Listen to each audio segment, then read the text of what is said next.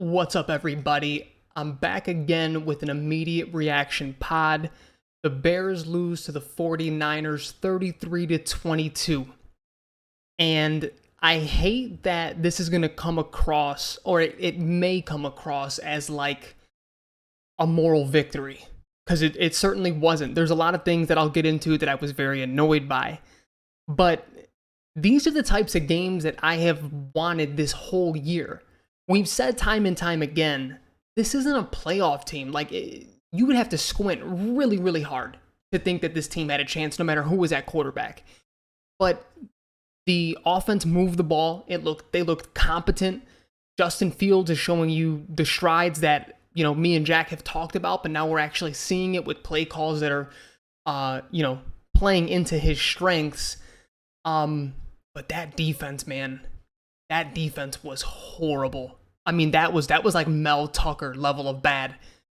Elijah Mitchell, there was plays where he's not even touched for about 20 yards.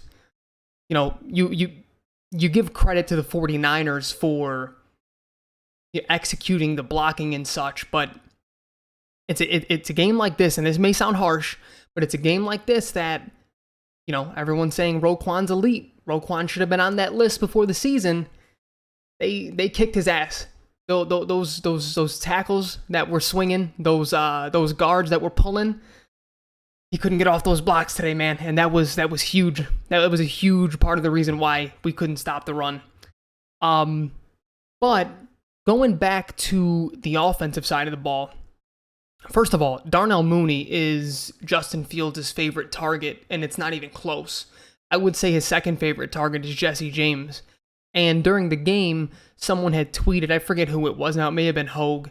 He was like, isn't it strange how Justin Fields has chemistry with the players he got offseason reps with? And those were two of the ones that he got a lot of reps with. So just going back to what me and Jack had said, that's what has made this season very annoying, is this should have been about Justin Fields since day one, because this isn't a playoff team. The defense is depleted, the secondary's bad, and when the pass rush isn't getting home, like today, this is exactly what we have in that defense. But man, I want to really dive in on what I saw from Justin Fields. I mean, there's some plays. The kid is special, man. That broken play on 4th and 1 where he runs for the touchdown. What was it, a 30-yarder or whatever? I mean, 4 or 5 defenders just running right at him, and he eludes everyone, doesn't get touched for the touchdown. That was amazing. Rolling to his left, the touchdown to Jesse James. Not only was that impressive just because he's rolling left as a right-handed quarterback, it's not an easy play to make, but just out through a defender. I mean, it was in the only place that his receiver, his tight end, could make that play, and just out of the reach of, I don't know if it was a corner or a safety, the defender. I mean, beautiful stuff, man. There were some low points for Justin this game. It was a long third down, just before the Niners sort of put it out of reach. It became a 2-score game. After this, the blocking was poor. The offensive line did really bad, but he didn't recognize it. And that's one of those things that I talked about on the last pod, where it's like the game sometimes is a tad bit too fast. Like he's still looking downfield, and he doesn't always sense that pressure. But hell, all in all, he looked good. I noted 1, 2, 3, 4. I noted 5 missed passes. 2 to Kmet, 1 to Robinson, 1 to Goodwin, and then 1 to Mooney, which Mooney sort of paid him back on that long ball because that was right on the money, and he had to catch that. Granted, the game, we may not win that game, but you have to give yourself a chance. If he catches that and we go on to score, we have a chance for an onside kick, then anything happens. Again, I'm not blaming Mooney for the game, but that's a play you have to make. He high-pointed that and just dropped it. That was a wonderful throw by Justin Fields. But yeah, I mean, we saw the offense just looked more free without Matt Nagy.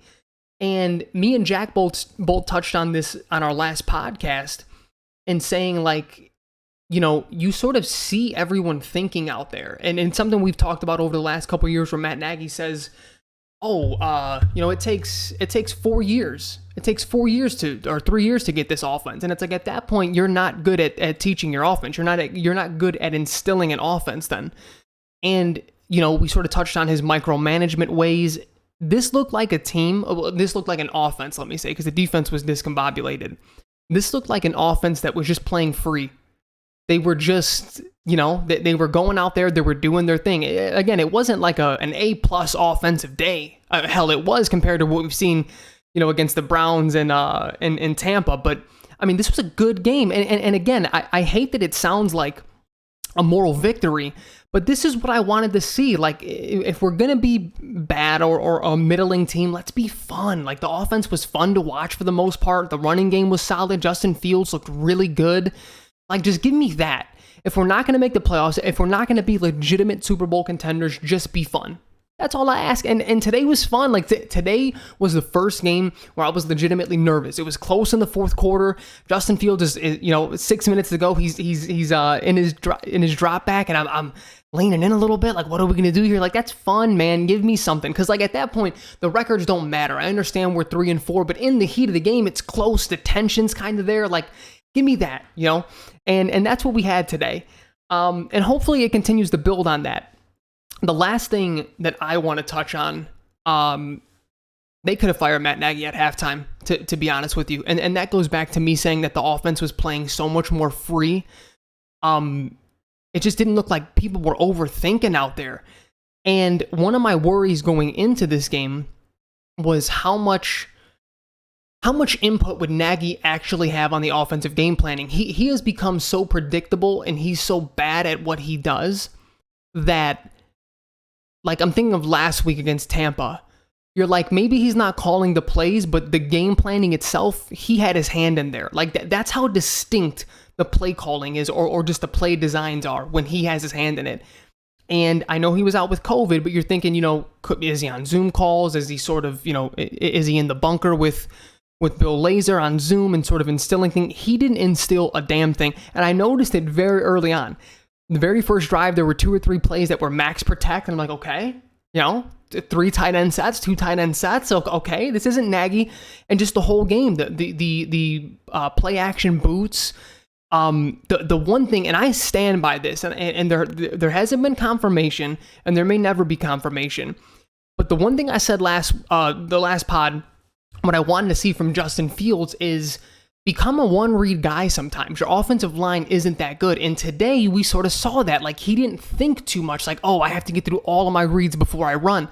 And this is the part that I'm saying that, we may never get confirmation from, but quarterbacks under Matt Nagy, before they run, it looks like he's demanding of them to go through every single read before you go. And we didn't see that today. I mean, Justin had 100 yards on the ground, man. Like, he looked good. If it wasn't there, he just tucked it and ran. And that's what we need. That's what we need out of him. Be safe. The sliding has to get better, though. Some of those slides scared the absolute shit out of me. But the mindset of that nothing's there, I'm going to run, that's what we need. I loved it.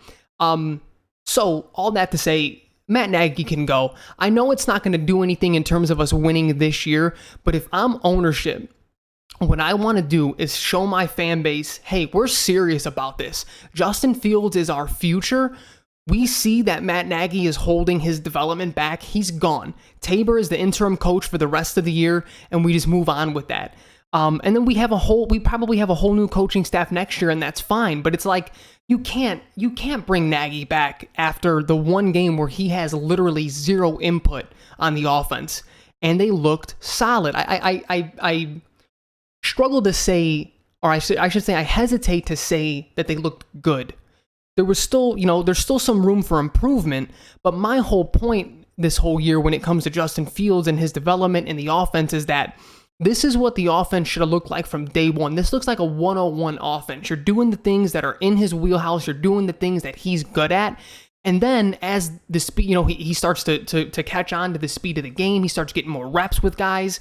Then you can really start to open something up, but you can't do that with Matt Nagy because he doesn't know what he's doing.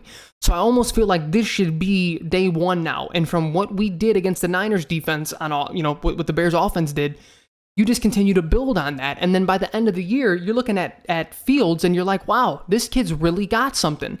So hopefully that's the case. But I'll say this: the defense was bad. I mean, we depend way too much on the pass rush, and it just wasn't getting home. Mac wasn't in. In the first half, Robert Quinn looked good. He was getting some good pressures, but after that, I mean, the second and third levels of that defense, when the Niners were running the ball, were non-existent. And those were the plays, there were plays that Roquan Smith should have been the person in the gap, and there was like a guard on him kicking his ass, and he just couldn't get off those tackles. I know I touched on that at first, so I'm trying not to get too circular here. I want to make sure that I'm going through all of my notes to make sure I didn't miss anything. I don't think I did. Again, this isn't a moral victory. This is a game that if the defense, played half as well as it had for pretty much the rest of the season, we get the win. And maybe we even sort of, fake ourselves into the sixth seed of the playoffs. But I think that ship has sailed. The rest of the season it should have always been, but now it really just has to be about building upon what Justin Fields can do. Because that kid, he's special, man. He's special. So appreciate y'all for stopping by. This is a YouTube exclusive. Full podcast episode will be coming Wednesday afternoon. Stay tuned for that. We'll get Jack's thoughts and everything. He's trick-or-treating with his niece today. So he could not make it. There was a little bit of mix-up in communication, so I had to hold down the fort by myself. But yeah, let me know what y'all think, man. What did you think about Justin Fields? Do we fire Nagy mid-season, just get him out of there? Do we bring him back to see if maybe he changed his mind? I mean, you all tell me. Like, subscribe, share, comment, and I will see you all on Wednesday.